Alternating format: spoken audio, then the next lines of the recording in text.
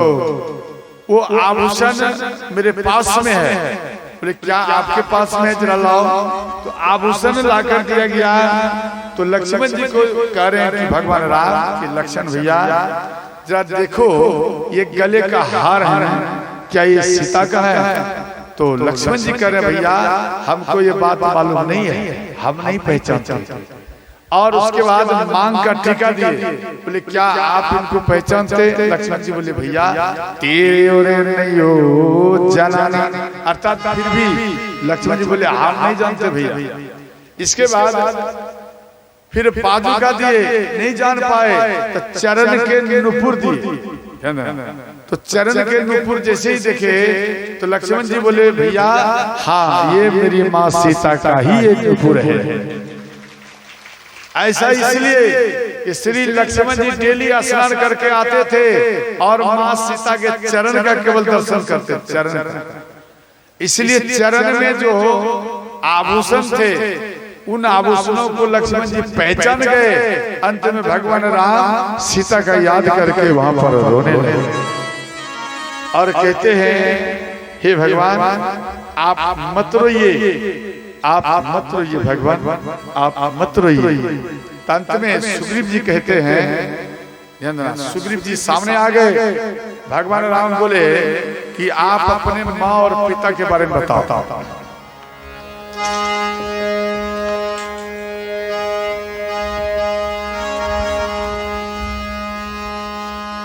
यहाँ कह रहे हैं कि आप अपने माता पिता का नाम बताइए। ब्रह्मानयन की चरनिकारी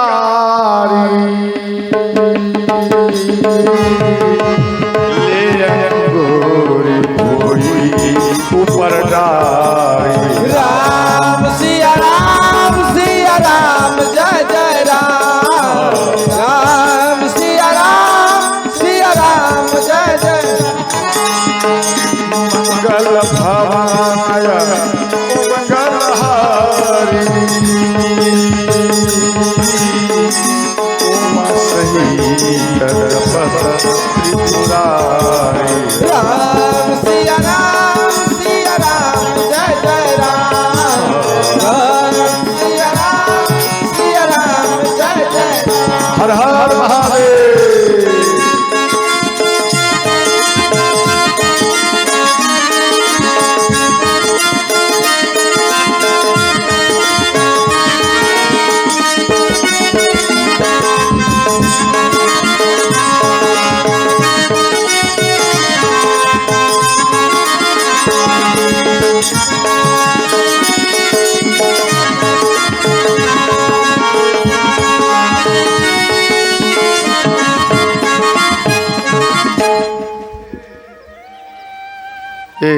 जो हमको चादर दिया बाबा के घर में गए। घर तो ठीक है लेकिन इसमें मात्र एक बाबा है और कोई नहीं है, समझे? कोई नहीं है। अरे बेटा सुना सर्विस में रहता है और बहुत बड़ा पदवी पर है और वो बेटा एक पिता को छोड़ दिया और इनकी पत्नी है या नहीं है? बाबा की पत्नी है ना, ध्यान देना, इनकी पत्नी है। और जब इनका शरीर में बुखार, देखो अब मैं इसके अंदर की बात बोल रहा हूं, देखो जब इनका शरीर कभी कभी बिगड़ जाता है तो पति पत्नी बैठ करके रोते हैं, समझे? इन्हें बाबा का मैं बात बोल रहा हूं, किसी दूसरे का नहीं। ये बाबा पति पत्नी मिल करके रोते हैं और बेटा को अगर कोई वर्ड बोल देता है तो बेटा उधर से इतना बढ़िया स्वागत करता है कि फोन करना भी बेकार हो जाता है। अरे बेटा अच्छा स्थान पर गया है, माँ और पिता को ज्यादा खुशी है, लेकिन उस पिता का भी एक कर्तव्य, बेटा का भी एक कर्तव्य होता है कि मेरे पिता का शरीर काम नहीं कर रहा है, मेरे पिता के पास में कोई भी व्यक्ति नहीं है, कम से कम पिता को ले आओ, या नहीं ला सकता तो कोई सेवक को दे दो। ध्यान देना, कितना लेगा? 3000 रुपया महीना लेगा। अगर एक व्यक्ति, कोई युवक हो या कोई माता हो, इन बाबा का पति पत्नी को यानी दोनों को भोजन बना के बाबा देंगे, वस्त्र सफाई कर देंगे, अगर 3000 रुपया भी महीना देगा, उसके लिए क्या बहुत बड़ी बात है क्या? बोलो। तो इधर से कितना बड़ा आशीर्वाद मिलेगा। अगर आपके अंदर में नहीं है, फुर्सत नहीं है माँ और पिता का सेवा करना, कोई बात नहीं, एक सेवक को रख लीजिए तो भी आपका कल्याण ही कल्याण होगा। और आज ये बाबा अंदर से रोते हुए हमको बोले, बाबा हम क्या दें, हम क्या दूं? यहाँ पर हम अकेले हैं, केवल चौकीदार बनकर बैठे, यहाँ पर जोगवार करता है और कुछ नहीं। बोले बाबा कोई बात नहीं, हम बोल रहा हूँ बाबा कोई बात नहीं, भगवान राम कहाँ में प्रकट हुआ था? बोलिए। भगवान राम श्री कृष्ण कहाँ में जन्म लिया था? कारागार में लिया था, जेल में लिया था। ध्यान देना। और गोस्वामी तुलसीदास जी महाराज को भी जेल में दिया गया था, जेल में, कारागार में। ये जो आपका पुरानी दिल्ली है ना, पुरानी दिल्ली में इसको वहां के राजा इसको बंद कर दिया और गोस्वामी तुलसीदास जी महाराज कारागार जेल में ही हनुमान चालीसा लिखना प्रारंभ किए। और जब हनुमान चालीसा शुरुआत किया और जैसे ही अंत हुआ, जब लिखना शुरू किया और अंत हुआ, ये गोस्वामी जी जो लिखे तो वहां पर करोड़ों हनुमान जी आ गए। और करोड़ों हनुमान जी आ गए। उस टाइम में मुस्लिम का राज था और सब स्त्रियों के, पुरुषों के शरीर को नोच डाला, हाहाकार या अल्लाह अल्लाह करके भागते रहे, खुदा खुदा कर आ खुदा बचाओ, इस प्रकार से चिल्लाकर सब भागते रहे। एक तीव्र व्यक्ति बोले, वहां के मौलवी बोले, हे राजन आप बहुत बड़ा गलती किया। बोले मैंने क्या किया? बोले बहुत बड़ा गलती क्या है, एक तपस्वी, एक राम भक्त को आपने जेल में बंद कर लिया है, जल्द में उसको मुक्त करो वरना एक भी व्यक्ति जीवित नहीं रहोगे, वरना एक कपी सबको मार देंगे। तो वो तुरंत दौड़ते हुए गए और तुलसीदास जी महाराज के चरण में गिर गए और हाथ जोड़ लिए। बोले बाबा क्षमा करना, हम गलती किया। और जैसे ही ये बात बोले, ध्यान देना, तुलसीदास जी महाराज बोले कि आप एक काम करो, इस दिल्ली को छोड़कर चले जाओ, ये जगह अब हनुमान का होगा। क्यों? हनुमान यहाँ आ गया, ये हनुमान की नगरी होगी, इसलिए वो वहां के राजा निकल गया, मुस्लिम राजा थे वहां का निकल गया और दिल्ली एक नई दिल्ली बनाए, जो आप जानते हैं नई दिल्ली के नाम से जाने जाता है। नई दिल्ली फिर स्थापित हुआ और एक नई दिल्ली में पुरानी दिल्ली से वो भाग गए। अब देखो भक्ति में कितना शक्ति है, तो ध्यान देना। इसलिए आप उसी स्थान में भगवान का जाप करिए, भगवान राम आपको एक न एक दिन उसी स्थान में दर्शन देंगे। बोलो सच्चे दरबार की जय हो। तो ध्यान देना, तो यहाँ कहते हैं सुग्रीव जी को भगवान राम बोले आप अपने माँ और पिता का नाम बताओ, कौन है? तो सुग्रीव जी कह रहे हैं भगवान एक बार ब्रह्मा जी अपने नयन से किच्ची निकाले। किच्ची समझते? जैसे सो करके आप जगते ना सुबह में, तो आंख में किच्ची होता, तो ब्रह्मा जी को भी किच्ची हुए और वो किच्ची निकालकर भूमि ऊपर डाले, इन्हें पृथ्वी पे डाल दिया, एक सुरक्षराज प्रकट हो गए। ब्रह्मा जी सा बलवान। तो ब्रह्मा जी बोले कि आप पृथ्वी में जाइए और जितना राक्षस मिले वन में आप उसको पकड़ पकड़ कर पटक कर उसको मार। सुरक्षराज पृथ्वी में आए और जो राक्षस को देखे उसको पटक पटक कर मार दे। समझ गए? उसको मार दे। तो अंत में सुरक्षित ध्यान देना, इनको काफी वर्षों के बाद प्यास लगा तो वो एक सरोवर में गया। समझ गए? अब सरोवर में जल है, जल में अपना प्रतिबिंब देखा तो सुरक्षराज कहते हैं, ध्यान देना, कि इसके अंदर में सोचा कि कोई राक्षस है। अपना रूप नहीं देखा था वो कभी, वहां देखा कोई राक्षस है और सुरक्षराज बोले बाहर निकल, मैं तुझे मारूंगा। तो वो भी उधर से जैसे ही एक एक करे उधर से भी वो करे। आप जल में जैसे जैसे करोगे वो भी तो करेगा। तो वो कहता है कि बाहर निकल, तुझे मैं मारूंगा। उधर से भी कहता है बाहर निकल, मारूंगा। उसके बाद बोला अगर बाहर नहीं निकलेगा तो जल में घुस के तुझे मारूंगा। तो वो भी ठीक उसी तरह किया। अब अंत में सुरक्षराज को क्रोध आ गया और वो जल में छलांग मार दिया। जैसे ही छलांग मार दिए, जल के अंदर से जैसे ही बाहर हुए तो वह एक सुंदर नारी का रूप धारण हो गए, सुंदर नारी बन गए। तो अंत में ध्यान देना,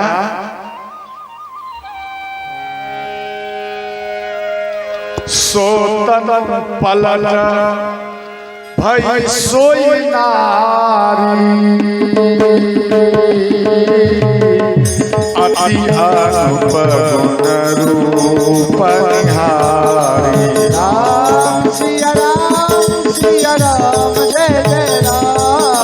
राम सिया राम, सिया राम जय जय राम।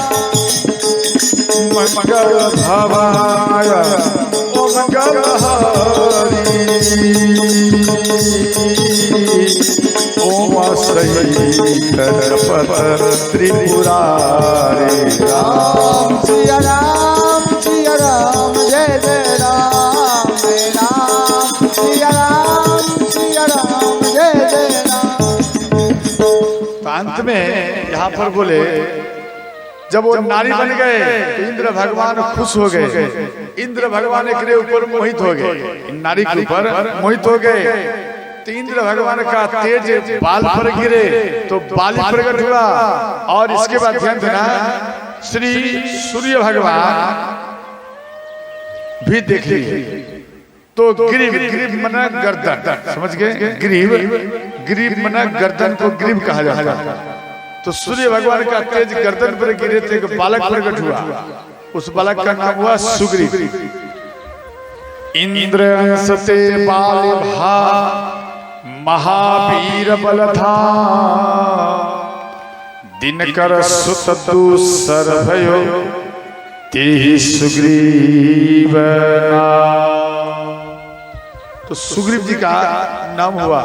अंत में उन दोनों बालकों को लेकर के जल में आए और उसको नहलाए, अपने आंचल को भार करके दोनों बालकों को वस्त्र पहनाए और अपने शरीर को, ध्यान देना, जैसे ही जल में सफाई के लिए प्रवेश किए तो ध्यान देना वो तुरंत नारी से पलट करके वो पीड़ा हो गए, वो सुरक्षराज बन गए। तो उन दोनों बालकों को लेकर के ब्रह्मा जी के पास में गए और ब्रह्मा जी को कहने लगे, हे परम पिता ब्रह्मा जी, इन दो बालकों को मैं क्या करूं? बोले काम करिए, पंपापुर जाइए, आप उनको वहां रखना। किसकिन धाम है? आप वहां पे रखना और भगवान राम अवतार लेंगे तो भगवान राम का आपके बेटा बार बार सेवा करेगा। तो यहाँ आए और रहने लगे। ध्यान देना, दोनों भाई रहने लगे। तो एक बार श्री ध्यान देकर सुना, एक मैदानव का दो बेटा था। एक बेटा के नाम थे मायावी और एक का नाम थे दुदुम्भी। एक का नाम दुदुम्भी। तो दुदुम्भी बहुत दुष्ट था। वो हिमालय राज से युद्ध करने के लिए गए तो हिमालय राज हार गए। तो हिमालय राज बोले, अगर आप बलवान अपने आप को समझ रहे हैं तो आप एक काम करिए, आप जाइए, आप आप समुद्र देव से जीत कर दिखाओ। तो समुद्र देव के पास में आए, युद्ध के समुद्र देव भी हार गए। समुद्र देव बोले एक काम करो, अपने आप को अगर बलवान चाहते हो, हम बलवान हैं, आप जाकर बाली से युद्ध करके दिखाओ, जीत कर।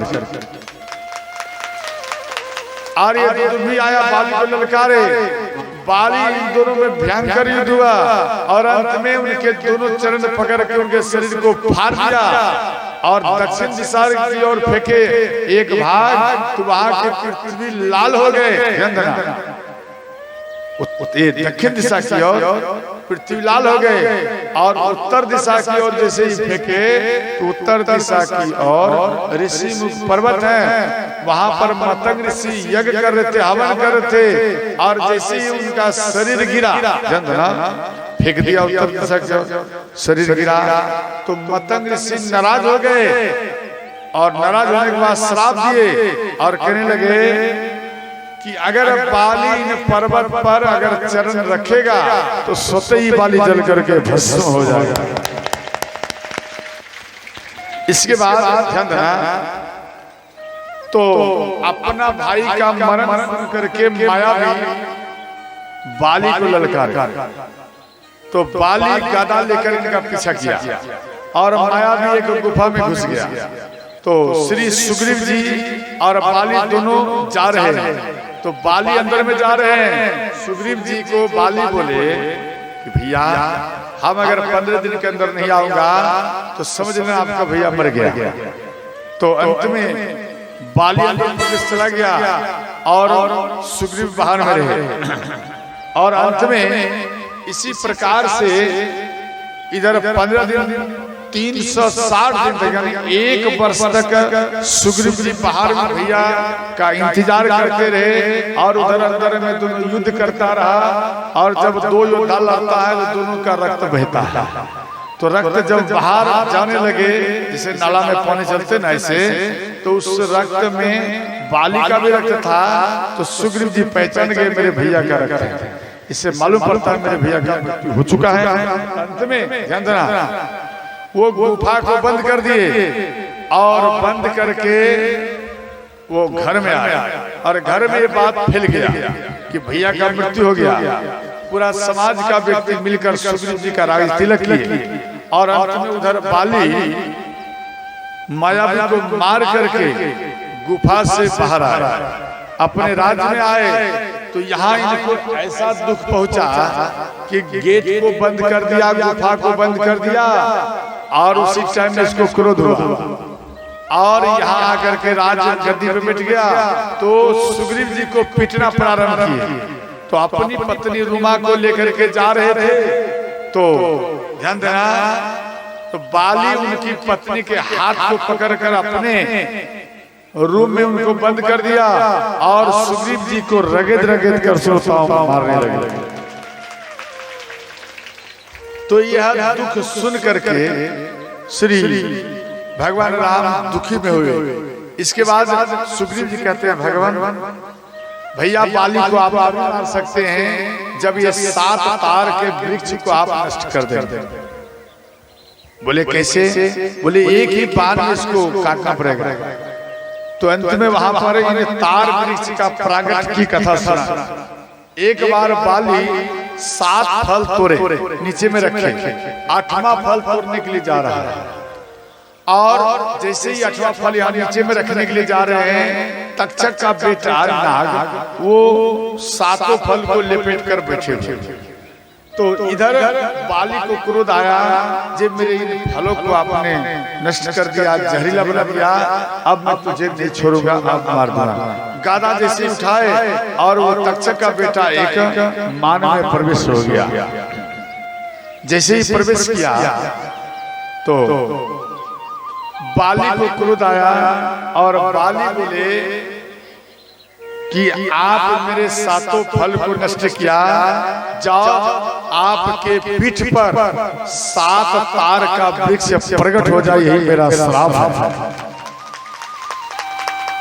तो तक्षक नाग आए, ये बात उनको मालूम पड़े। तक्षक नाग आए तो पुत्र साप सुनी क्रोध करी। तक्षक नाग भी दे रहे श्राप बाली को, पुत्र साप सुनि क्रोध करी, मन दुख भयो अपार, निश्चय मारे बाली को, जो यह वेदेता। यहाँ तक्षक नाग बोले जो इस पेड़ को एक बाण से काट कर गिरा देगा जड़ से, वही व्यक्ति बाली को मार सकता है। तो भगवान राम आए और एक ही बाण में, ध्यान देना, उन सातों वृक्ष को कई खंड कर दिए। शुरुआत भय सत खंड वृक्ष के जब ही सातों वृक्ष खंड हो गए और इसके बाद उनके नीचे से वो सर्प निकले।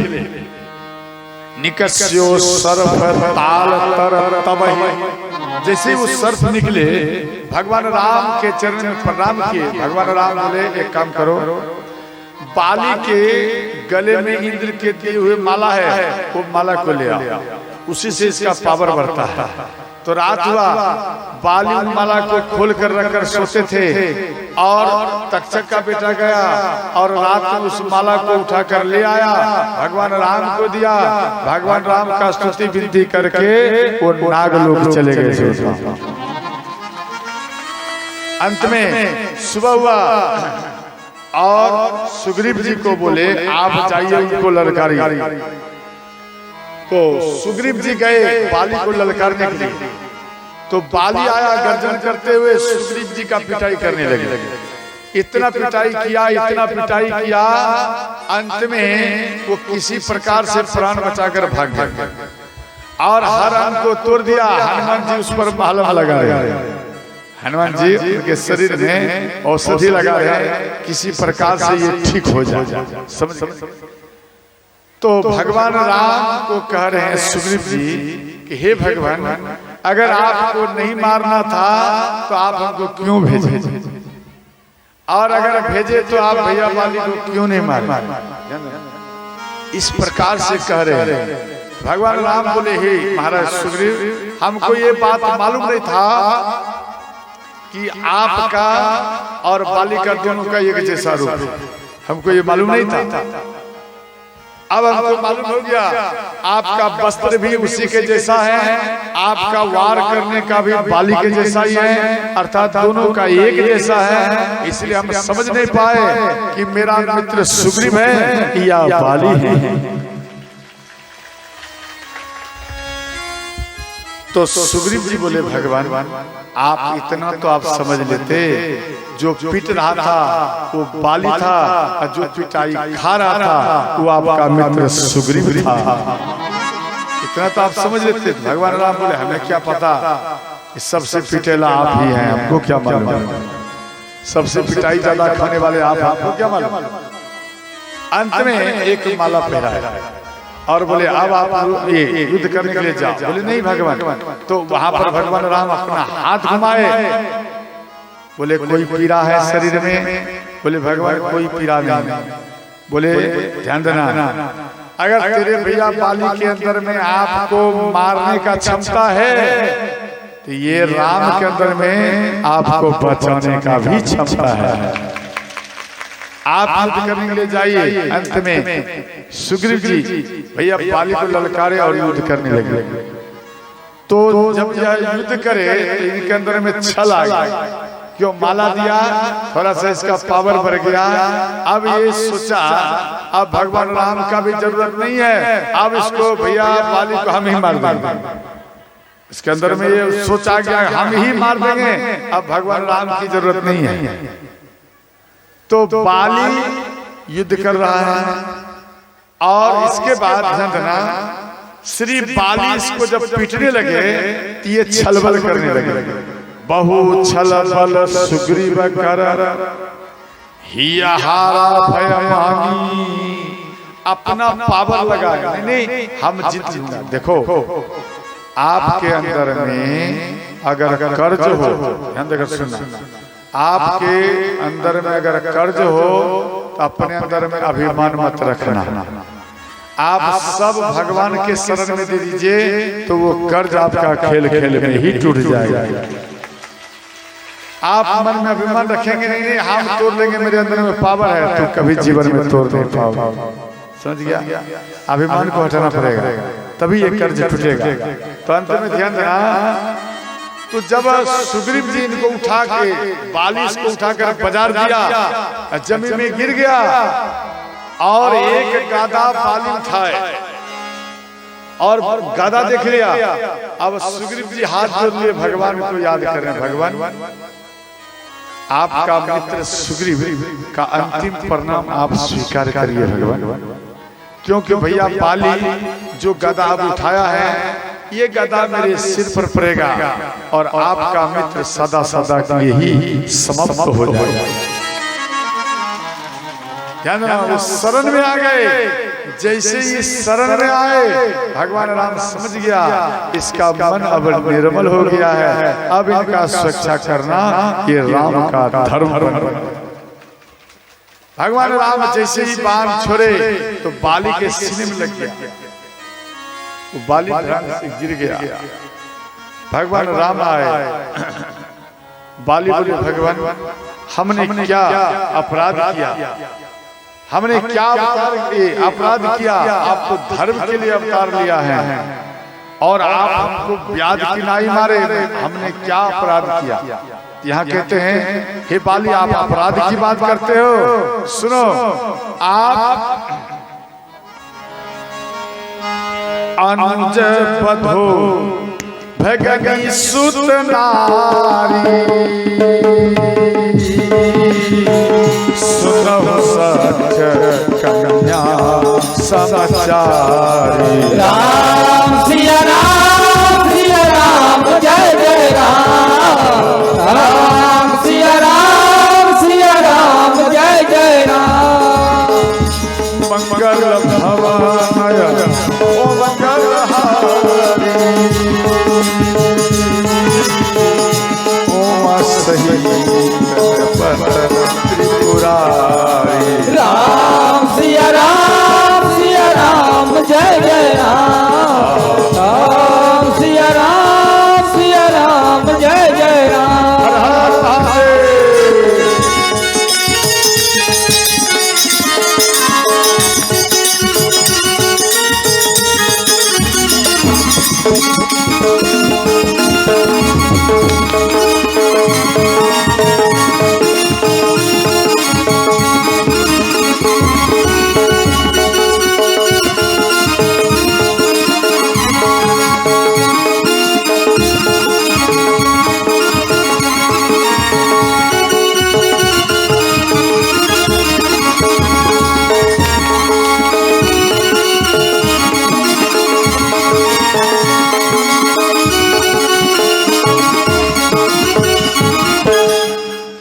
आपके गांव में भी बनरी सेना है, देखो कैसे बैठा हुआ है दीवार में, सब हनुमान है या नहीं? बोलो हनुमान जी है, अर्थात वो बजरंग दल है, उसके लिए भी जरा जोरदार करताल बजाइए। अभी तो पूरे विश्व में श्री हनुमान जी के जो सैनिक हैं बजरंग दल वो हिला के रख दिया है, समझे? अच्छा खासा पावर आ गया। ध्यान देना, जैसे मोदी पूरे हिंदुस्तान को हिला रहा है उसी प्रकार से ध्यान देना ये हनुमान के जो सैनिक हैं बजरंग दल ये भी पूरा पृथ्वी में अभी हिला रहा है हिंदुस्तान में। तो ध्यान देना, इसके बाद कहते हैं भगवान राम कि हे बाली आपके तो मैंने कौन सा अपराध किया? अरे आपने बहुत बड़ा अपराध किया। आपके जो भाई हैं उनकी जो पत्नी है वो आपकी भाभो है। ध्यान देकर समझ। अच्छा बताइए, आपके जो छोटे भाई हैं उनकी पत्नी आपको कौन लगेंगे? भाभो, और आप लगेंगे भासुर, भैंसुर। समझ गया? आप लगे भैंसुर, आप हुए भाभो। ध्यान देना। तो अच्छा एक बार बताइए कि आप अपने भैंसुर को क्या बोलते हैं? भैया कहते हैं।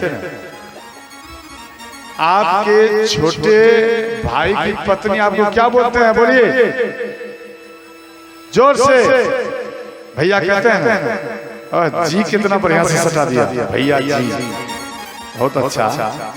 आपको कहते हैं भैया जी, आप उनको भैया बोले तो आपको वो कौन लगेगी बताइए जरा, सीने पर हाथ रखकर बोलना।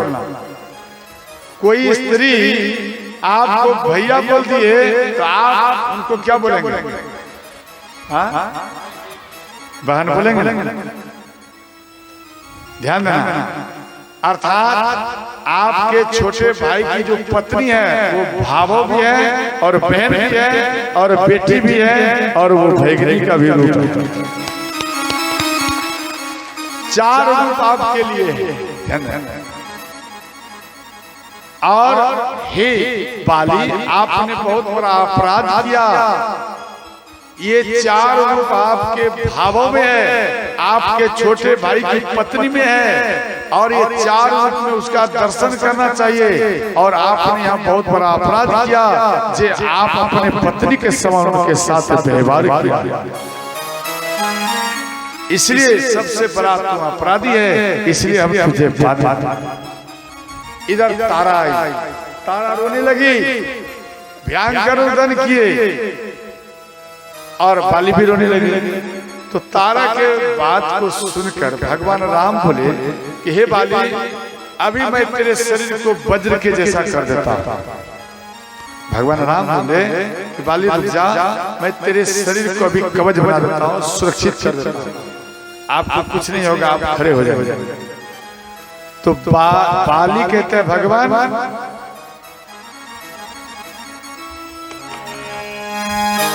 जन्म जन्म मुनि जपनु करहि,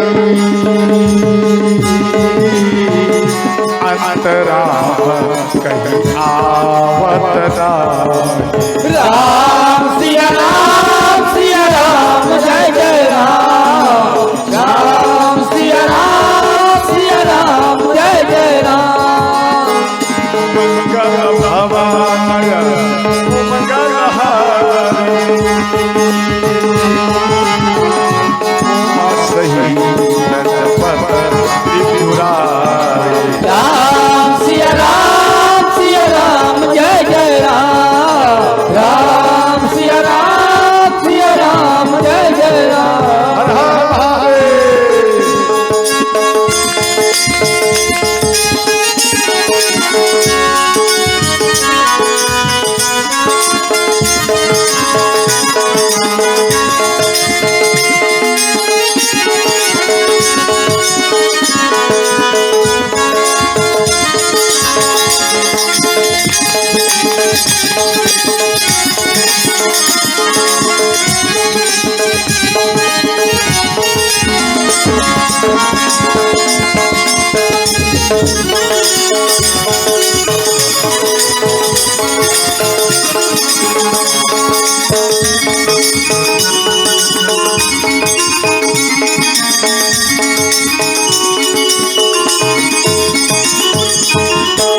यहाँ कह रहे हैं कि हे भगवान, साधु संत करोड़ों जन्म बीत जाता है लेकिन आपका दर्शन नहीं कर पाता, और आज मैं बहुत भाग्यवान हूँ जो मरते समय में आज हमको आपका दर्शन हो रहा है, इसलिए ये अवसर हम नहीं छोड़ सकते। भगवान आप नहीं छोड़ सकते। बाली के सिर में बाण लगा हुआ है और दर्द भी कर रहा है, और अंत में सुग्रीव का हाथ पकड़कर बाली भगवान के चरण में दे दिया और कहने लगे, अंगद का हाथ पकड़कर भगवान राम के चरण में दे दिया और कहते हैं कि बेटा, माता पिता आज के बाद आप भगवान राम को ही मानना और इनके चरण में आप रहना। कभी बेटा अगर कोई कष्ट आ जाए तो आप अपना कष्ट का बारे में भगवान राम को सुनना, और आपका कष्ट भगवान राम अवश्य आपका हरण करेंगे। देखो, दो भाई लड़ रहा है, दो भाई लड़ रहा है, और कोई दूसरा व्यक्ति अगर उसको मार दिया या से आप मार दिया, वो भाई मर गया। मानो वो भाई मर गया तो मर जाएगा, प्राण छोड़ देगा। जब भाई के लिए परिवार रोने लगेगा, तब जो भाई मार रहा था वो भाई को बचपन का उसको याद आने लगता है। यही वो मेरे बड़े भाई हैं जिन्होंने हमको लालन पालन कर इतना बड़ा किया। एक भाई था, ध्यान देना, छोटा भाई, उसको पाल करके बड़ा किया, और कुछ हिस्सा बंटवारा में गड़बड़ हो गया तो छोटा भाई, ध्यान देना, बड़ा भाई विशेष कुछ नहीं बोलता था, बड़े सीधे साधे थे, और छोटा भाई दारू पी लिया, और वो जो कुट्टी काटता है, क्या बोलता है उसको, मशीन, कुट्टी ऐसे घुमा काटने वाला, उसमें जो वो रहता है गरसा या फरसा, जो समझो, वो निकाल करके और बड़े भाई के शरीर में चला गया, और भाई बचने के लिए चाह रहा है बार बार, और वो छोटा भाई उसको रगड़ रगड़ कर उसके गर्दन में मारते रहे, और अंत में जब वो भाई को इतना गरसा चलाया, इतना गरसा चलाया, कोई भी व्यक्ति उसको नहीं बचा पाया। और वो भाई कहता है, भैया आप मेरा पूरा संपत्ति ले लो, लेकिन हमको मत मारो, हमारे छोटे छोटे बच्चे हैं, उसको कौन पालन करेगा। वो भाई रोता है, आप हमको मत मारिए भैया, सब संपत्ति ले लो, लेकिन वो दारू के नशे में उनके बात को नहीं रखे, और अंत उस गरसा से जीते जी उसको काट दिया। ये बात मालूम पड़े थाना में, और उनको पकड़ कर ले गया,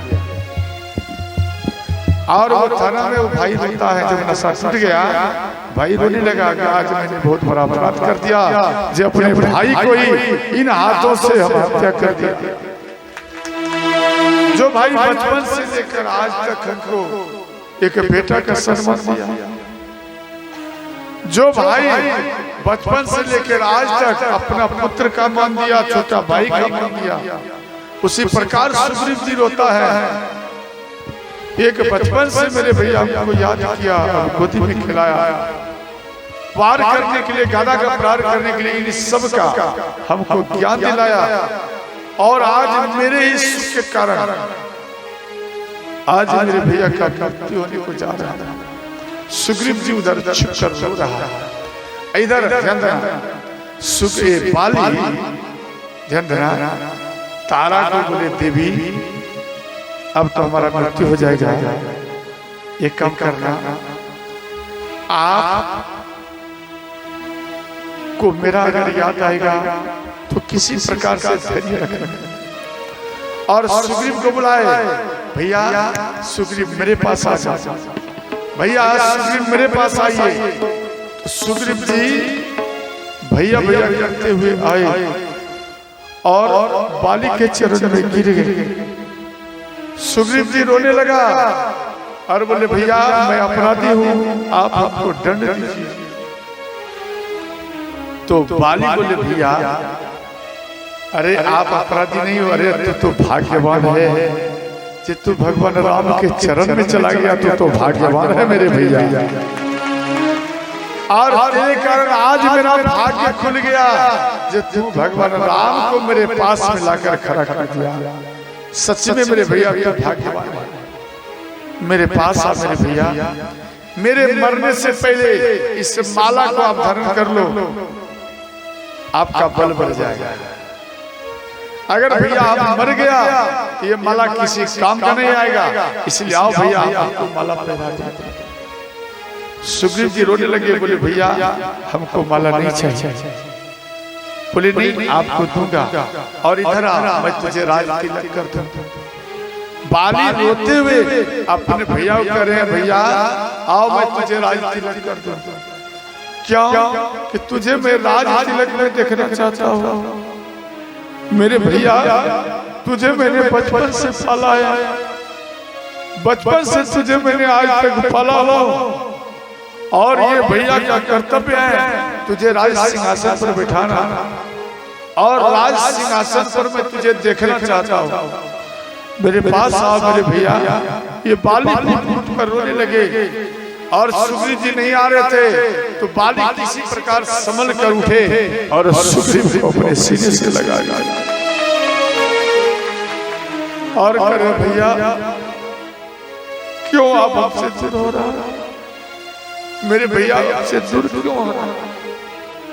तो अंत में माला पहरा दिया और वो माला पहनने के बाद उसके अंदर में पावर आ गया और जो बाण सीने में लगा था जो रक्त बह रहा था और वो रक्त अंगूठा में लेकर सुग्रीव जी का राज तिलक किया और कहने लगे महाराज सुग्रीव की जय हो, महाराज सुग्रीव की जय हो। ये इस बाली इस प्रकार से अपने भाई का राज तिलक करके और मुस्कुराते हुए आंखों का बिंदु है रो रहा और बाली बोले भैया ये जो देवी तारा है इन देवी तारा के ऊपर आप कृपा रखना और कभी भी कोई आंखों में आंसू मत आने। ये बहुत सीधी सादी है, ये बहुत सीधी सादी है और इनकी आंखों में भैया आप कभी असर बिंदु मत आने देना। ये बहुत भोली है और अपना बेटा के समान अपना अंगद को अपना बेटा के समान रखना। और अंगद को बोले बेटा आज से तेरा यही पिता है, आप आज से इसको आप पिता समझना और आज के बाद बेटा मेरा दर्शन तुझे नहीं होगा, मेरा दर्शन नहीं होगा। जब पिता प्राण छोड़ने लगता है समाज का किसी भी एक व्यक्ति को पकड़ लेता है और कहता है बेटा आज के बाद तेरा यही पिता होगा, यही माँ होगा। इस प्रकार से पिता और बड़े भाई संबोधन करते हैं और अंत में सामने में भगवान राम को देखे और राम राम कहते हुए श्री बाली प्राण को ही श्रोताओं त्याग दिया। मां तारा व्याकुल होकर के रोने लगी और अंत में भगवान राम को ज्ञान की बात बताए और इसके बाद देवी तारा के अंदर में ज्ञान प्रकट हुआ और अंत में अग्नि संस्कार किया गया और इसके बाद श्री सुग्रीव जी को राजगद्दी पर बिठाया गया और फिर सुग्रीव जी को बुलाया गया। ध्यान सुग्रीव जी आए और ध्यान देना भगवान राम के काज हेतु आए तो हनुमान जी को बोले हनुमान जी जहाँ जहाँ में कपि है सबको आप निमंत्रण दीजिए जो भगवान राम के काज हेतु सबको इन पर्वत पर आकर हमसे मिले। हनुमान जी तुरंत कम टाइम में ही हनुमान जी हर जगह घूम गए और सबको निमंत्रण दिए, सब कोई आए। ध्यान देना सब कोई आए और सबके भगवान श्री राम ये समाचार पूछे। ऐसा एक भी नहीं थे जिसको ना पूछे भगवान राम, ऐसा नहीं सबको पूछे और अंत में ध्यान देना अस कपि एक सेना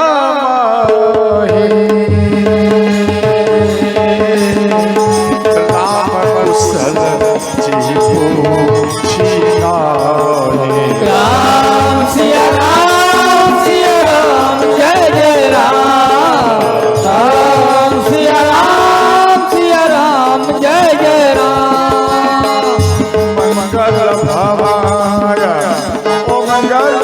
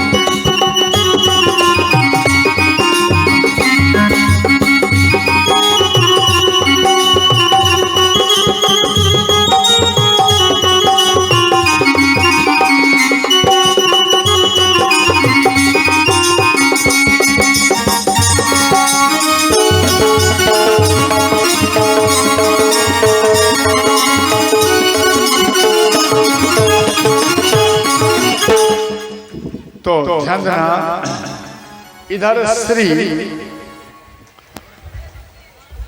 भगवान राम सबको सुग्रीव जी कह रहे हैं कि सब माँ सीता का पता लगाने के लिए जाइए। अच्छा एक बार बता मेरी मैया, आप चाहते हैं हमारा परिचय चाहिए? बोलो मेरे बारे में कि हम कौन हो, इसके मेरे बारे में क्या जानकारी चाहिए? जानकारी चाहिए तो हाथ उठा के संकेत करो। ठीक ठीक, हाथ नीचे करो। देखो हम विश्वकर्मा वंशज के हैं और मेरा सांडिल गोत्र है, समझ गए? और दूसरी बात ध्यान से समझना, हम कोई बारह खानदान का नहीं होते, हम बहुत ही गरीब खानदान के हैं। और बचपन में हमारी माता हमको भरपेट भोजन नहीं दे पाती थी। मेरी माँ दूसरे के खेत में साग तोड़ने जाती थी। साग समझती? दूसरे के खेत में, और जब साग तोड़ने जाती वो साग को तोड़ कर लाती थी और उनको अच्छे से सिझा कर और मकई का ध्यान देना आटा आधा साग में मिला देती थी और उसको फिर रोटी बना दी। समझ गया? उसको क्या बोलता है? सग रोटिया। समझ गया? तो वो सग रोटिया हो गया और आधा में साग हो गया। समझ गए? और उसको हम पाते थे और उस टाइम चलता था खेरी का भी भात, उसको भात कहा जाता था। समझ गया? खेरी का छोटे छोटे दाना होता है, एकदम सरसों से भी पतला, और वो समाट में बड़े मेहनत लगता, बड़ा मेहनत। उसको कूट करके कंप्लीट किया था। आपके नगर में हम किसी के घर में ये बात चर्चा चला खेरी का, तो उसको सेवन करते थे। कैसे? लोढ़ा चुन कर लाते थे। लोढ़ा समझते? जैसे आप खेरी का वो नहीं, लोढ़ा में उसको क्या कहते हैं?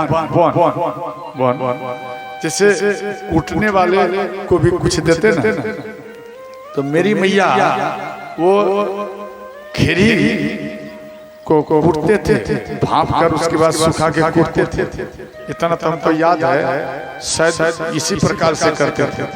अब तो धीरे धीरे हम भूल गए। तो मेरी माँ वो कूटते थे और कूटने के बाद जो कुछ उसको इच्छा होता था वो देते थे, तो उसी को लाकर घर में बना करके खाते थे। एक बार की बात है, मेरी माता दूसरे के खेत में कोई साग तोड़ने के लिए गई और वो खेत वाला व्यक्ति, ध्यान देना, वो खेत वाला व्यक्ति वो देख लिया मेरी मैया को और वो दौड़ते हुए आए और कई प्रकार का गालियां भी दी। और उसके बाद उनके आंचल से, जैसे पहले आए तो आते ही मेरी माँ को एक तमाचा मारा।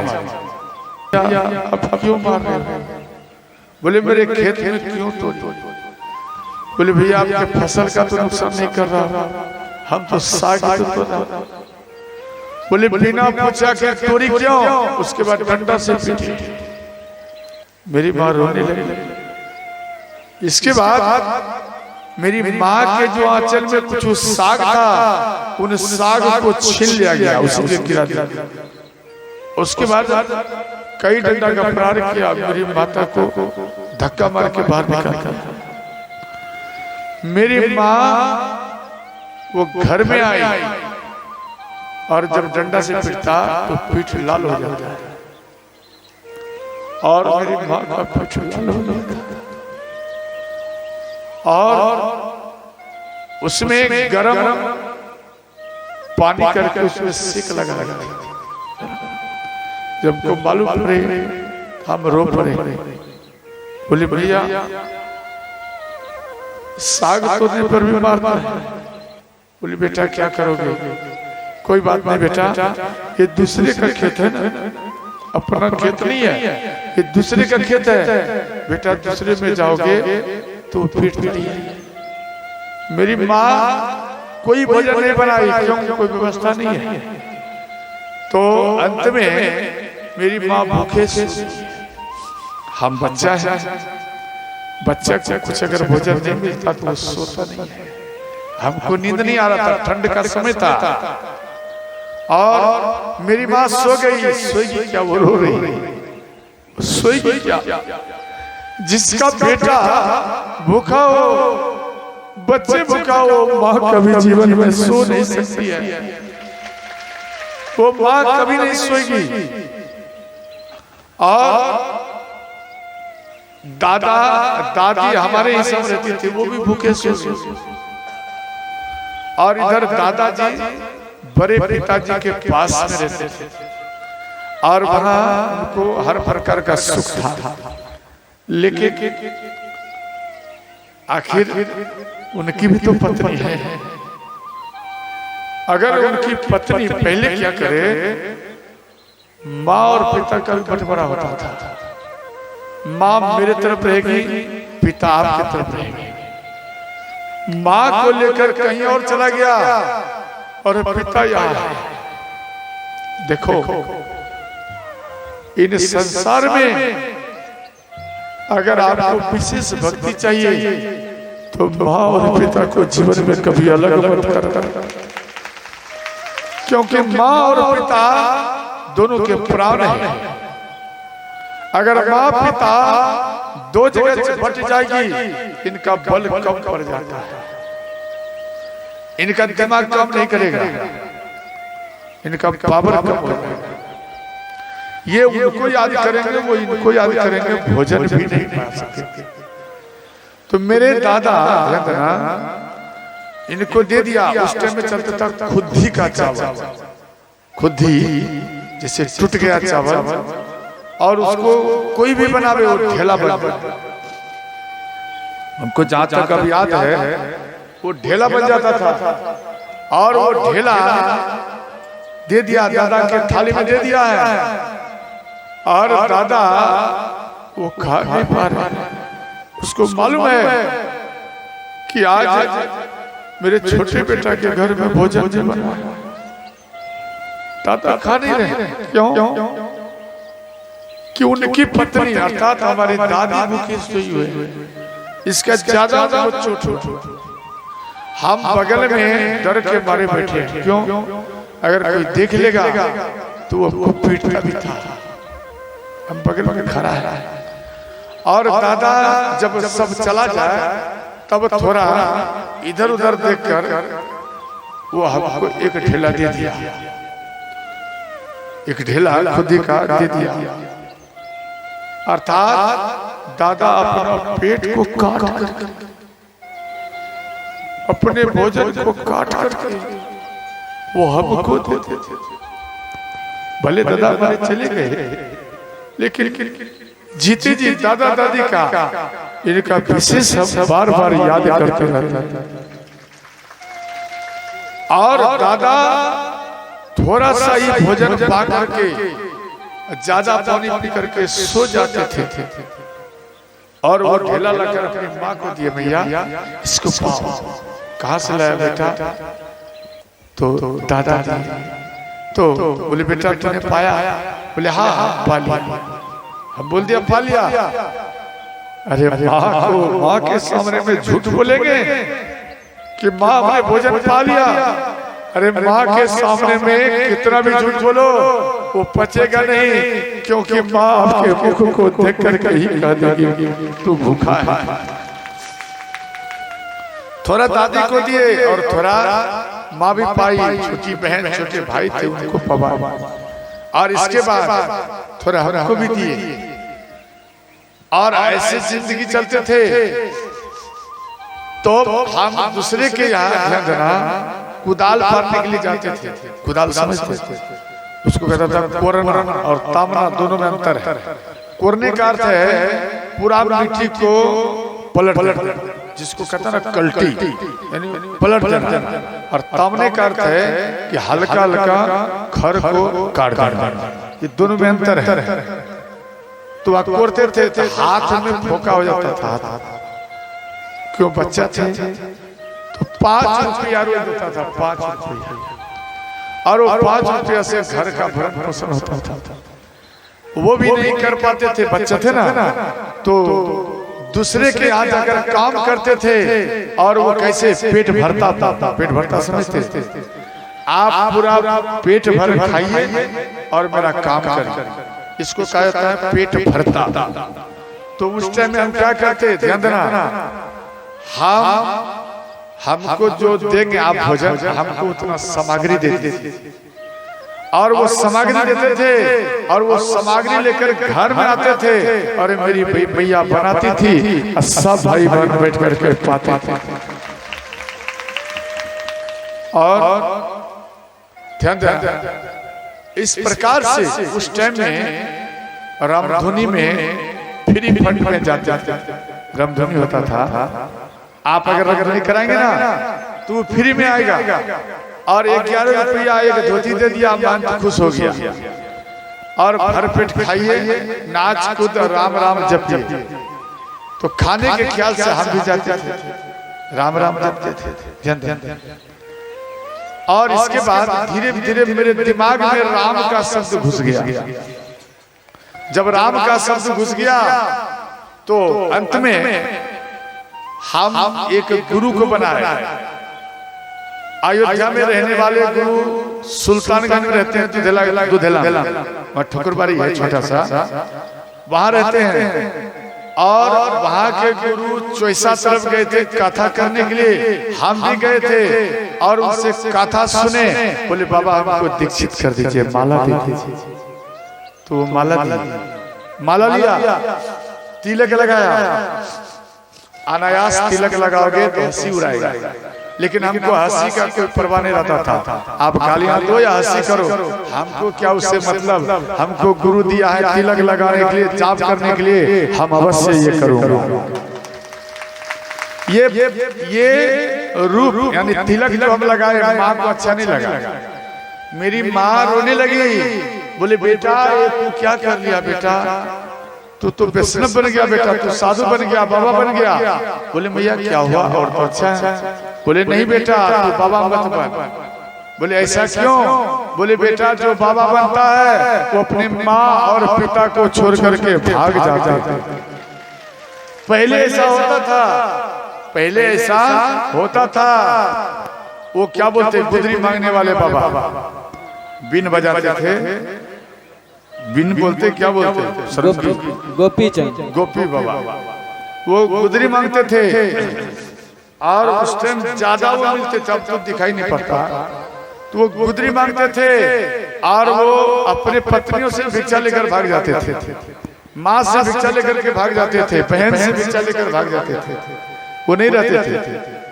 उस टाइम ये ज्यादा चला था, इसलिए मेरी माँ को डर हो गया कि मेरा ये 12 बेटा, हम बहन भाई में 12, समझ गया, ये हमारा 12 बेटा भाग जाएगा तो फिर हम किसके सहारे जीवेंगे। मेरी माँ इस कारण से रोती थी। अंत में बोले माँ आप ऐसा बात क्यों सोच रही है, हम आपको वचन दिया जी घर में ही रहूंगा, घर में ही रहूंगा और गृहस्थ धर्म का पालन करूंगा और आपके चरण में ही रहूंगा, कर्म करता रहूंगा, परंतु इसी में राम का भजूंगा और हम घर को छोड़कर अंदर जगह नहीं जाऊंगा। ध्यान देना, माँ के चरण में रह, माँ का सेवा किया, माँ का स्वागत किया। छोटे छोटे भाई हैं उनका भी स्वागत किया। वो धीरे धीरे बड़ा हुआ। और ध्यान देना, एक भाई था जो मेरे के बाद में था। जब बड़ा हुआ, विवाह शादी कर दिया तो उनको रिएक्शन दवाई हुई। हम लोग मूर्ख आदमी नहीं समझ पाए और कहा जाऊं, उस टाइम व्याकुल हो गए। अंत में मेरे भाई हमको छोड़कर चले गए। वो मेरे भाई चले गए वो मेरे मरने के बाद में वो कंधा लगा था और आज वो हमसे बड़ा बनकर और हमसे ही कंधा लगाकर वो चला गया भाई, चला गया। उसका भी याद आता, ऐसा बात नहीं। इसलिए हमारे पूरे जीवन में केवल गम आया है, कभी खुशी नहीं आया, गम आया। तो साधु बाबा कहे कि बेटा, एक व्यक्ति दारू पीता है उसका नशा, और एक व्यक्ति गम पीता है उसका नशा, बोलो दोनों में कौन सा प्रिय होगा? ध्यान ध्यान, दारू का नशा या गम का नशा? ध्यान देना, सबसे प्रिय होता है गम का नशा, जो कि भगवान की ओर आपको बढ़ा देता है। और दारू में गम को भुलाओगे, दारू का नशा करोगे तो आपको नरक की ओर जाना पड़ेगा, हॉस्पिटल की ओर जाना पड़ेगा। और गम का नशा जो होता है वो अगर दिल में बैठाओगे, अमल करोगे, तो आपको एक दिन भगवान के गोदी में ही बैठा देगा। और गुरुजी और मेरी मैया, इनके ऊपर, इनका हमारे ऊपर विशेष कृपा, और जो कृपा है, जो कुछ मैं बोल रहा हूँ, ध्यान देना, हम ज्यादा पढ़ नहीं पाया, थोड़ा मोड़ा पढ़े, बोलने में भी शर्म लगता है, बस इतना जानो हम ज्यादा नहीं पढ़े, परंतु गढ़ा हो ज्यादा, जिसको कहते हैं ना गढ़ना और पढ़ना, गढ़ना ज्यादा हुआ। इसलिए ध्यान देना, जो कुछ दो चार वर्ड आप सबके बीच में बोल पाता। और इस मार्ग में जब चला, ये शास्त्री है रंजित बाबा, ये प्रथम बार को मिला, प्रथम बार में। और एक बार में मेरे पानी को देखा और मेरे इन गठन को देखा और बोल दिया, बाबा हम आपको साथ देने के लिए तैयार हैं। एक और थे, ध्यान देना, वो सुधीर बाबा है। देखो भले वो इधर उधर चला जाए, लेकिन जो हमको साथ दिया है दिल से, हम मरते तब तक हम उसको कभी भूल नहीं सकते। एक विकास पंडित जो पहले प्रचार में आया था, ये भी हमारा बहुत साथ दिया है। तो लल्ला बच्चा है, लेकिन इसके अंदर में बहुत हिम्मत है, बहुत हिम्मत दिया हमको। बोले बाबा, हाँ, ये तीनों हमारे सब जो गुरु है, ये हमारे गुरु हैं और हम इनका शिष्य, और इनके लिए जरा करताल बजा। और कभी भी गड्ढा में गिरता, ये तीनों हमको उठा लेता। बाबा आपको गिरने नहीं दूंगा, तुरंत उठा लेते। और इन तीनों का मेरे ऊपर कृपा हुआ, जो कुछ विशेष अध्ययन या कम अध्ययन जो भी है मेरे पास में अध्ययन किया, इतना अध्ययन हुआ कि 4 घंटा अगर 30 दिन तक कथा कहूँ, इसके बाद ये नोटबुक हमारा पूर्ण होगा। 30 दिन तक कथा कराई, 4 घंटा 5 घंटा डेली, तब ये मेरा बुक कंप्लीट होता। वरना ये 9 दिन में तो कभी यहाँ रहता हो, तो कभी हम खगड़िया में रहता हूँ, तो कभी बेगूसराय चला जाता हूँ, समझे? इतना ये लंबा कथा है भगवान की। तो ध्यान देना, ये मेरा परिचय है, ध्यान देना।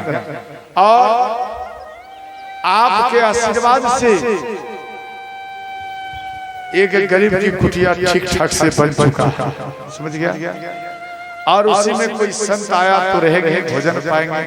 जैसे आपके ये अन्न है, आप जो अन्न देते, इन अन्न को अगर मानो एक गाड़ी फुल हो जाएगा तो इसको लेकर गौशाला चले जाते हैं। अगर फुल नहीं हुआ, कब हुआ, भरा लगाने से क्या ये लाभ, इनको बेच करके इन रुपया को गौशाला में देना पड़ता, गुरुजी को देना पड़ता, माँ और पिता को देना पड़ता।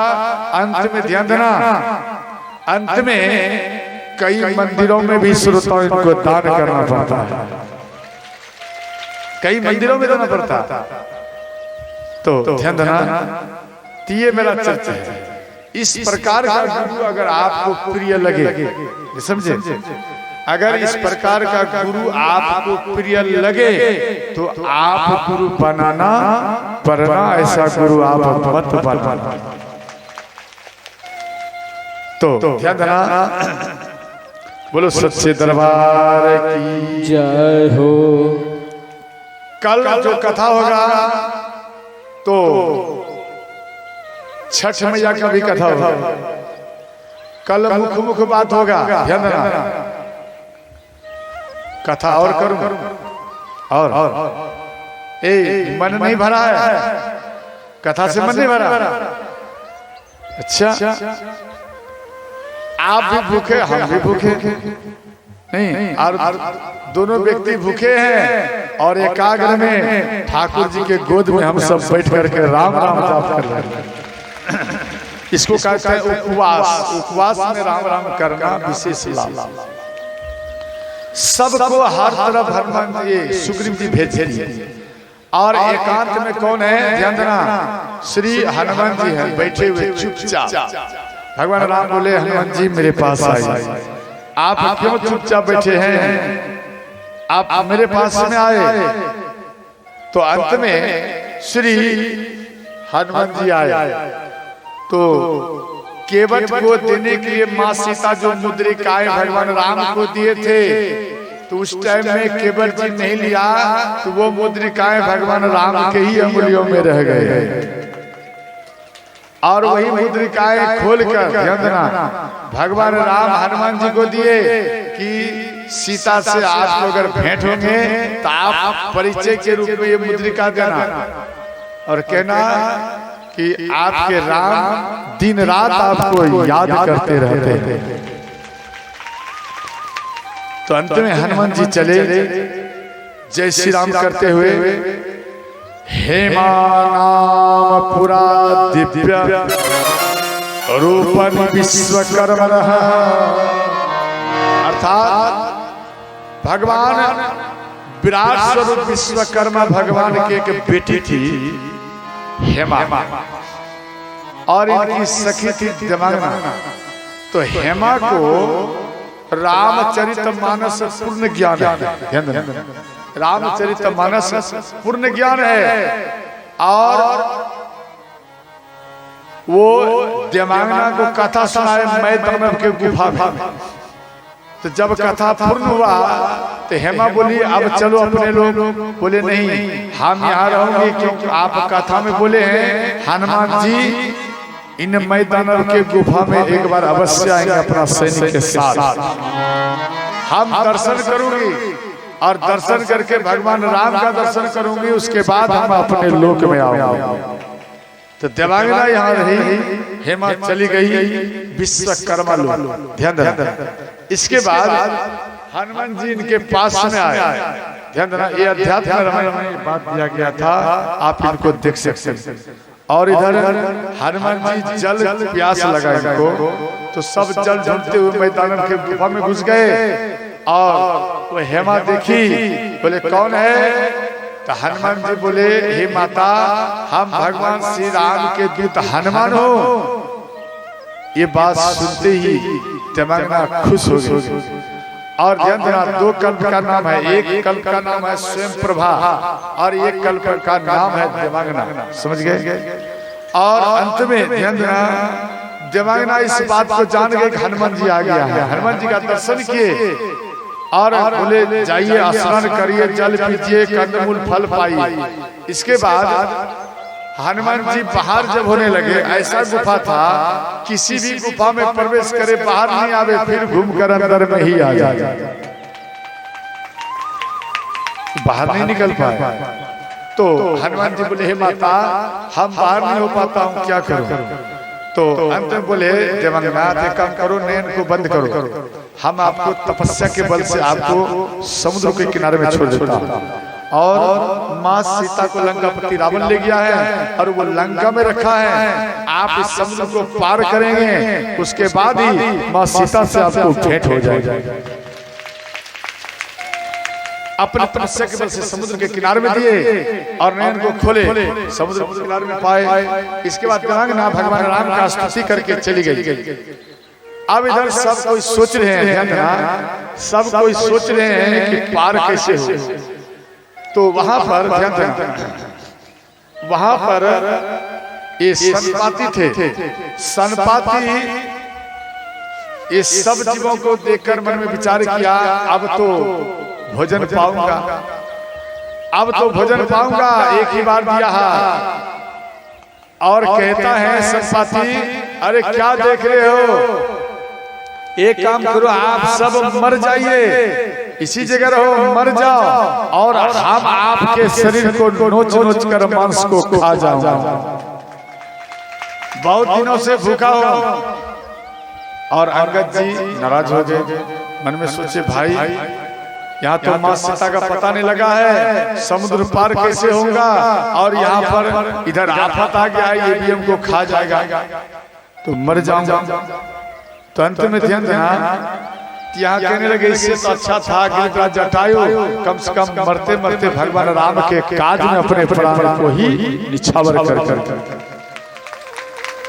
यहाँ कहते हैं, ध्यान देना, ये बात जैसे सुने, क्या मेरे भैया का मृत्यु हो गया, बोले हाँ, तो तिलांजलि दिए। उसके बाद संपाति बोले, अंगद जी माँ सीता लंका में बैठी है, अशोक वाटिका में वो रो रही है। देखो गिद्ध को देखने का क्षमता 400 योजन तक दूर देखने की पावर है उसके नयन। हम लोग 1 किलोमीटर तक नहीं देख सकते हैं, सोचो 1 किलोमीटर देख सकते हैं। और गिरिधराज जटायु यानी गिद्ध, इनको देखने की क्षमता है, गरुड़ जिसको कहते हैं। अंत में इधर ये बात को सुने, और मां सीता का जैसे ही संपाति देखे, इनका पंख जल गया था सूर्य भगवान के ताप से, इसलिए मां सीता देखते ही एक नया पंख आ गया। जैसे ही आया, राम राम करते हुए उड़ गए। और इधर ध्यान देना, नल बोले कि हम 60 योजन तक जा सकता एक छलांग। इसके बाद नील बोले हम 50 योजन तक जा सकता। इसके बाद द्विविद, ध्यान देना, द्विविद कपि बोले हम 40 योजन जा सकता। और मयंक बोले देखो हम 80 योजन तक जा सकता। जामवंत जी बोले देखो हम 90 योजन तक जा सकता। अब ध्यान देना, 90 योजन तक हम जाऊंगा तो जल में गिर जाऊंगा, और जल में गिरूंगा तो डूब जाऊंगा। तो अंत में बोले अंगद जी बोले, अंगद कहो संकोप तब अभी जाए पार, मोही सुरत मुनि साप की संशय फिर दीवार। क्या कहते हैं, हम तो जा सकते हैं परंतु आने में हमको संकोच है। क्यों? गुरु का श्राप हमको लगा। ध्यान देना, चंद्रमा नाम का मुनि था, और उसके यहाँ अंगद जी पढ़ते थे, और रावण का बेटा अक्षय कुमार भी पढ़ते थे। अंगद जी उसको बार बार मारते थे, अंगद जी अक्षय कुमार को बार बार मारते थे। तो चंद्रमा ऋषि अंगद जी को श्राप दिए, आज के बाद अगर मारोगे तो तू जल करके ही भस्म हो जाओगे। इसलिए अंगद जी कह रहे हैं जा तो सकता हूँ, देखो बाली के समान उसके अंदर में बल था, जा तो सकता हूँ परंतु आने में कुछ संशय है, इसी कारण बताया।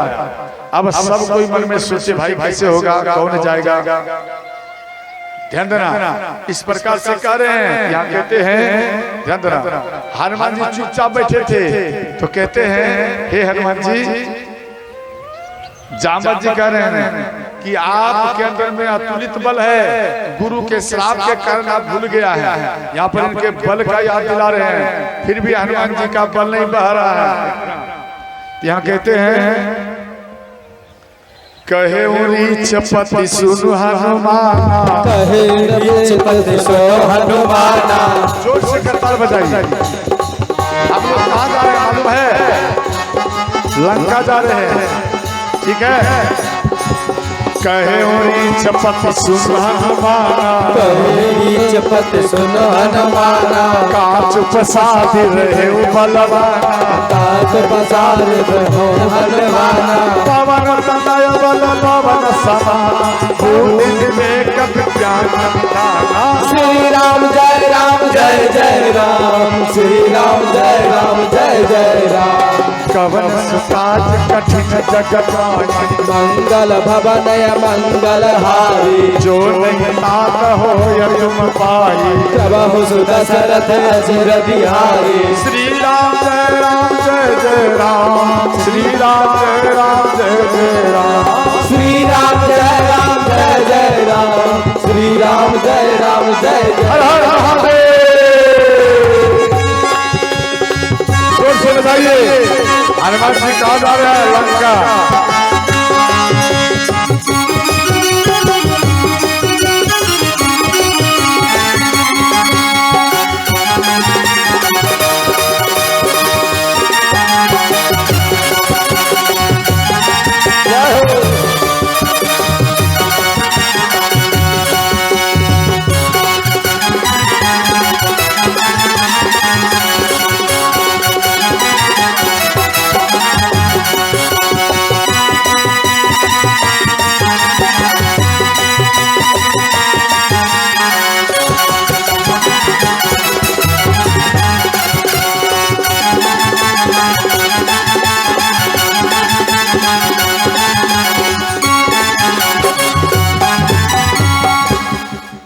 देखो इतना बात बोल दिया हनुमान जी को कोई फर्क नहीं हुआ इतना बात बोल दिया हनुमान जी को कोई फर्क नहीं पड़ा अंत में ध्यान देना एक वर्ड और बोल दिया हनुमान जी को विशेष फर्क पड़ गया वो क्या यहाँ कहते हैं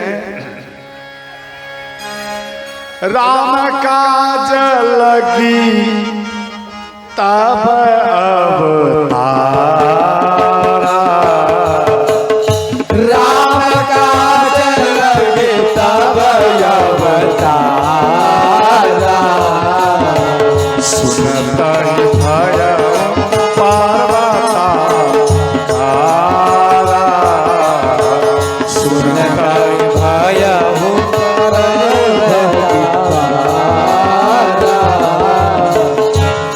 देखो कितना भी इनको याद दिलाया और कई बात बोला हनुमान जी को कोई पावर नहीं आया जैसे ही बोल दिया राम काज लगी तब अवतार अर्थात हे हनुमान जी आपका जो जन्म हुआ है भगवान राम के काज के लिए ही आपका जन्म हुआ है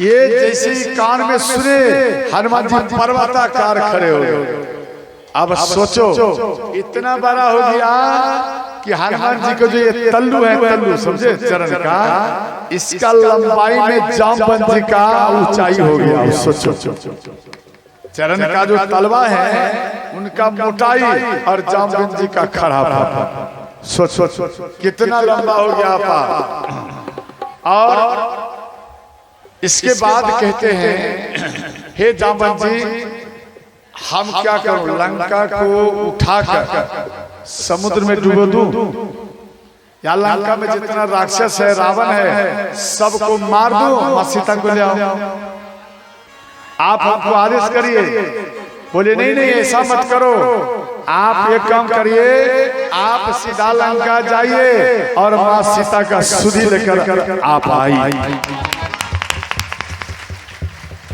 तो हनुमान जी ध्यान देना पर्वताकार में है और हनुमान जी जितना छोटे छोटे बंदर थे ना छोटे छोटे कपी उनके चरण में प्रणाम कर रहे हैं हनुमान जी कह रहे हैं कि हे महावीरों सब हम मां सीता का पता लगाने के लिए जा रहा हूं मेरे पास में कुछ बल नहीं है इसलिए आप हमको आशीर्वाद दीजिए अब छोटो सोचिए छोटे छोटे हनुमान जी हैं और ये कपी छोटे छोटे हैं हनुमान जी पर्वताकार हैं और वो कैसे सबके चरण में प्रणाम किए होंगे जरा दिमाग लगा कैसे चरण में प्रणाम किए होंगे झुक करके चरण में प्रणाम किए कि आप हमको आशीर्वाद दीजिए जब लंका में मां सीता का पता लगाने के लिए जा रहा हूं ताकि हम सुरक्षित चले आओ इसलिए हम आप आशीर्वाद ध्यान देना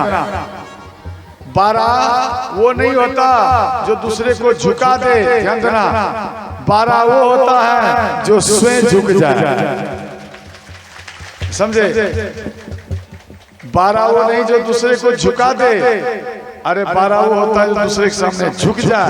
ध्यान देना, जो दूसरे के सामने में झुक जाता है, याद रखना उसके सामने में से भगवान भोलेनाथ और राम झुक जाते हैं। इन बात को काट बांध कर रखना है, समझ गया? इसलिए झुक करके जीने का जिज्ञासा रखो, सीखो, झुक कर सीखना। और इसके बाद प्रणाम किए और सिंधु नाम का पर्वत था, समझ गया? और सुंदरकांड क्यों पड़ा? इसलिए सिंधु नाम का पर्वत के ऊपर से हनुमान जी शुभ कार्य किए और पहले पर्वत को हिलाए 3 बार। क्यों? इसलिए इसके अंदर में सर्प बिच्छू है या कोई मुनि है, कोई तपस्या करता होगा और हम छलांग मारूंगा, हो सकता है ये पर्वत जमीन में धंस जाए। जब ये धंस जाएगा, पताल चला जाएगा, तो फिर सब मर जाएंगे। इसलिए हिलाए 3 बार। ये कीर्तिवास रामायण में बात दिया गया, ये आनंद रामायण में भी दिया गया। उनको हिलाए, सर्प बिच्छू भाग गए। हनुमान जी उस पर खड़े हो गए और कैसे पार हुआ बताओ? प्रथम कल्प की कथा है। हनुमान जी जो पार हुए हैं समुद्र में, जैसे आप नाला कैसे पार होते? नाला नहीं समझते? नलके का जो पानी जाता है तो उसको क्या बोलते हैं? नाला। अच्छा बताइए, आप जो नाला पार होती हैं, क्या नौका लगाना पड़ता है? नैया बोलो ना, नैया तो नहीं लगा के पार करना पड़ता। एक चरण इधर, दूसरा चरण उधर, यही ना करते हो? उसी प्रकार से ध्यान देना, या ज्यादा पारा है थोड़ा सा छलांग मार देते हो, यही ना? एक चरण इधर, दूसरा चरण ऐसे रखते हो ना, थोड़ा सा छलांग मार के। ठीक उसी प्रकार से हनुमान जी जय श्री राम किए। ध्यान देना, एक चरण इस पार में और दूसरा चरण जो उधर किया, थोड़ा सा जगह बच गया। समझे? जैसे आपका थोड़ा जगह बच जाता है तो आप थोड़ा झटका मारते ना, जैसे हनुमान जी थोड़ा सा जगह बच गया, झटका मारे और लंका में ही जाकर हनुमान जी खड़े हो गए। वही थोड़ा झटका के कारण ये पर्वत पताल में चला गया, झटका के कारण पताल में चला गया। ये प्रथम कल्प की कथा है। और इधर जितना कल्प है ये तो आप सब जानते ही हैं, कौन कौन रास्ते में मिले, समझ गए? इसके बाद पार हुए और छोटा रूप बनाया। ध्यान देना, मशक समान रूप कपि धारी, अर्थात हनुमान जी मशक समान रूप धरे। मशक किसको कहता है मालूम है? मच्छर को कहा जाता है, समझ गया? देखो, सुपनेखा का बेटा 5 है, आपको मालूम है? कौन कौन बेटा है? मालूम सब है, लेकिन जान नहीं रही है कि यही सुपनेखा का बेटा है क्या? ध्यान देकर सुनना, सुपनेखा का बेटा एक है मच्छर, समझ गया? दूसरा है खटमल, तीसरा ढीला। नहीं होता है? आप लोग तो उसमें विशेषज्ञ हो। ढीला, उसके बाद शरीर में जो होता है उसको क्या कहता है? चमगुदरी, चिल्लर, और एक और है चमोकन। हाँ, चमोकन, समझ गया? 5 है। तो ध्यान देना, ये पांचों क्या करता मालूम है? ये आपके शरीर को खून चूसे। समझा? खटमल मना उड़ीस होता है, तो ये सब आपको क्या करता है? खून चूसता है। और ये पांचों बेटा खास बेटा सुपनेखा का, समझ गया? इससे बच के रहना। और ध्यान देना, एक व्यक्ति हमसे प्रश्न किया, बाबा हनुमान जी जब सूक्ष्म रूप बनाया, यानी कि मशक समान रूप बनाए, तब तो छोटा हो गया, और उनके पास में जो मुद्रिकाएं दिए वो तो दिखाई देता होगा, तो भारी लगता होगा। नहीं, मान लिया जाए मच्छर को और अंगूठी बांध दिया जाए कमर में, वो कभी उड़ पाएगा? बोलो ना, अगर मानो हनुमान है, बलिष्ठ है, ये उड़ भी जाए, लेकिन अंगूठी तो 12 है, वो तो दिखाई देगा, देखा या नहीं? लेकिन याद रखना। अच्छा, एक बात, हनुमान जी जब मच्छर का समान बने, पहले तो पर्वत के समान बन गए और तुरंत मच्छर के समान बने, तो पर्वताकार जो हुए तो उसका लंगोटी कितना बड़ा हो, ध्यान देना, और तुरंत मच्छर जैसा हो गया तो उसका लंगोटी कैसा हो गया? सोच लंगोटी हो गया ढीला हो गया, विचार करिए ना, ढीला हो गया होगा, लंगोटी भाग गया होगा, विचार कर देखो, ऐसा बात नहीं है। हनुमान जी के पास में गदा भी है, तो गदा तो और भारी लगता होगा। देखो हनुमान जी को आशीर्वाद है कि आप चाहे कोई भी वस्त्र पहनो या आप अपने शरीर में जो कुछ रखेंगे, आप बढ़ेंगे तो वो भी बढ़ जाएगा, आप छोटा होंगे तो वो सब वस्तु भी छोटा हो जाएगा। समझ गया? इसलिए सब कुछ, लंगोटी भी छोटा हो जाए, ऐसा नहीं भाग गया, लंगोटी छोटा हो जाए और इसके बाद गदा भी छोटा हो जाए, हनुमान जी भी छोटे हो गए और जा रहे हैं। जैसे ही जा रहे थे तो लंकनी मिली, लंकनी कह रही अरे कहाँ जा रहे हो चोर के सवार, चोर तो मेरा आहार है, रुक जा मैं तुझे खा जाऊंगा। हनुमान जी को क्रोध आया, हनुमान जी बोले लंकनी चोर तेरा अगर आहार है, लंकापति रावण मां सीता का चोरी करके लाया है, क्यों नहीं तू लंकापति रावण को खा गई और कहती है कि चोर मेरा आहार है। एक मुष्टि का प्रहार किए और लंकनी ध्यान से जमीन में गिर गई। व्याकुल हो गए, ब्रह्मा जी का याद आया। अंत में लंकनी कह रही है हनुमान जी आप प्रसन्न होकर के आप प्रवेश करिए। कहती है लंकनी प्रवेशी नगर, याद है सुनना, आप अगर घर बनाती है या आप घर बनाते हैं तो घरवास करते हैं ना, आप घरवास में मानो रुपया आपको करने के लिए नहीं है ज्यादा रुपया, तो आप एक रामायण ले लेना, एक गौ माता को ले आना और एक कलश विधि बता रख देना, ध्यान देना, रख देना और 100 परिवार मिलकर आप राम राम करते हुए भगवान राम को हृदय में बैठाकर राम राम करते हुए महल में प्रवेश कर देना। उत्तम कोटि किसी को गिरिवास कहा जाता है। यहाँ चौपाई, ये चौपाई को पाठ करके प्रवेश करना, ऐसा नहीं दौड़ जाना, समझ गए? यहाँ लिखा है गोस्वामी जी, आप रामायण में भी देख सकते हैं। प्रवेशी नगर कीजे सब